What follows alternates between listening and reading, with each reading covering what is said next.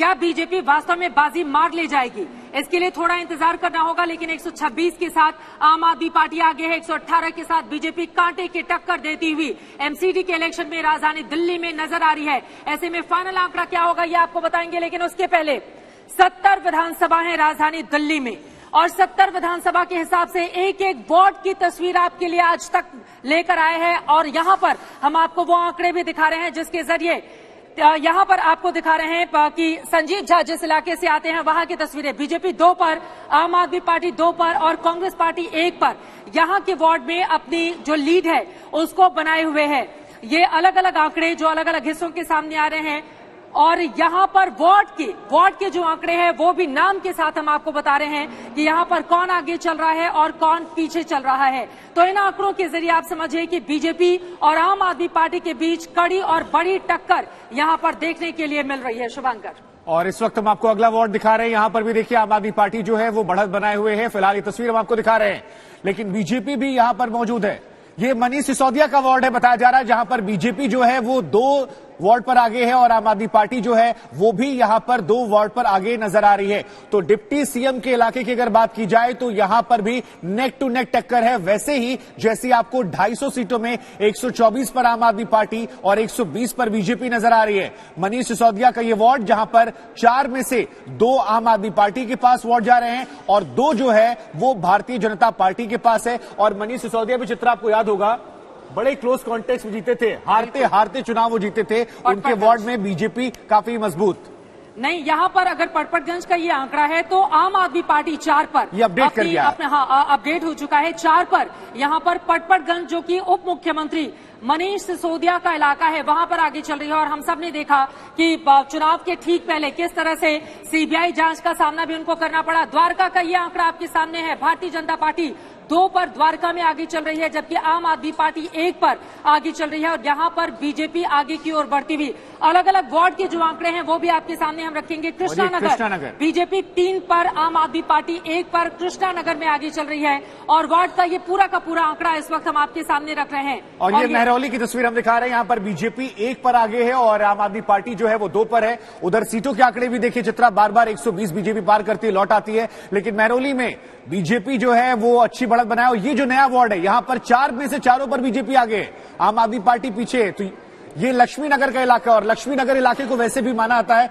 कि बीजेपी का थोड़ा डोमिनेंस जो है इस इलाके में देखने को मिलता है कि जब वहां कवर जी ये इलाका, यहाँ पुरानी ये पर्वतीय मतदाताओं की भी काफी संख्या है, पहाड़ के लोगों की, और पहाड़ के लोगों पर बीजेपी का प्रभाव शुरू से रहा है।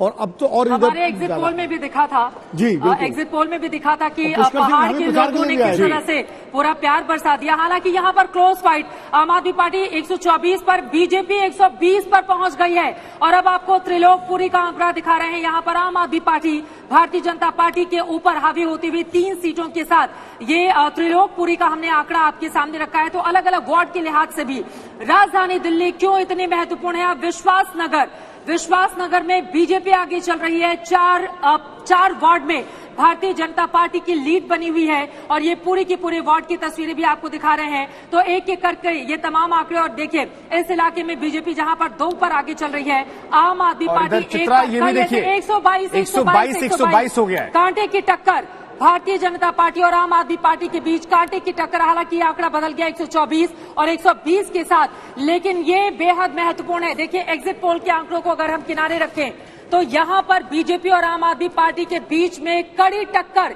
123 पर आम आदमी पार्टी, 121 पर भारतीय जनता पार्टी इस वक्त। और अब मुस्तफाबाद की तस्वीर हम दिखा रहे हैं। ये मुस्लिम बाहुल इलाका है, यहां पर तो हैरान होना चाहिए क्योंकि बीजेपी 3 वार्ड में आगे है और आम आदमी पार्टी 2 वार्ड में है। और तकरीबन 1.5 घंटे का वक्त हो गया है। अब ये भी अपने आप में दिलचस्प है क्योंकि ईवीएम को लेकर शुरुआत में कहा जा रहा था ईवीएम खुलेगी तो आंकड़े बदल जाएंगे, लेकिन बहुत ज्यादा डिफरेंस जो है वो नजर नहीं आ रहा और एग्जिट पोल के मुकाबले बीजेपी आश्वस्त नजर आ रही है।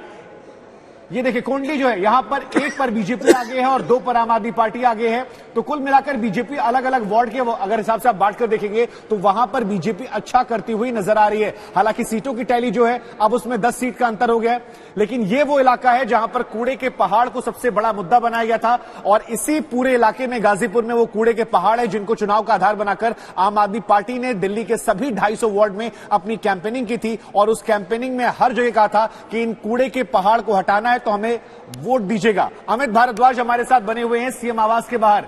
अमित, तैयारियां, कॉन्फिडेंस तो बहुत ज्यादा था, लेकिन जिस हिसाब से 1.5 घंटे बाद अब तक रुझान आए हैं, 128 पर आम आदमी पार्टी, 116 पर बीजेपी और कई बार बराबर हो जा रहे हैं, ऐसा लग रहा है नेक टू नेक फाइट है। जो दावे किए गए थे वो कम से कम अब तक शुरुआती रुझान में पूरे होते नहीं दिख रहे हैं। वहां माहौल क्या है, जरा दिखाइए। शुभांकर, देखिए, निश्चित रूप से जो रुझान है वो काफी इंटरेस्टिंग है, लेकिन इसमें दो बातें हैं। आप 2015 और 20 के विधानसभा चुनावों के शुरुआती रुझान और आखिरी रिजल्ट को देखेंगे तो आपको उसमें बहुत फर्क दिखाई देगा। शुरुआत में निश्चित रूप से नेक टू नेक फाइट दिखती है, बीजेपी को बढ़त दिखती है, लेकिन फिर आम आदमी पार्टी जिस रफ्तार से आगे बढ़ती है, जब ईवीएम के वोट्स काउंट होते हैं तो आम आदमी पार्टी एक बढ़त ले लेती है। और इस बार जब हम लोग वोटिंग के दिन ग्राउंड पे बने हुए थे तो एक क्लास डिवाइड वोटिंग पैटर्न में दिख रहा था कि जो सो कॉल्ड पॉश मोहल्ले हैं, अमीर अपर मिडिल क्लास के इलाके हैं, वहां पे वोटिंग ट्रेंड डाउन था, और जो लोअर मिडिल क्लास का इलाका है वहां वोटिंग ट्रेंड बढ़ा हुआ था। और यही वजह है कि आम आदमी पार्टी का भी कॉन्फिडेंस इस वक्त बढ़ा हुआ है। चाहे वो मनीष सिसोदिया हो, जब वो मुख्यमंत्री के आवास पर आए थे तो विक्ट्री का साइन दिखा रहे थे, पार्टी ऑफिस का नजारा पंकज दिखा रहे हैं, और फूल चित्रा। बहुमत का आंकड़ा जरूर 126 प्राप्त कर चुकी है, लेकिन बीजेपी उसको कड़ी टक्कर दे रही है।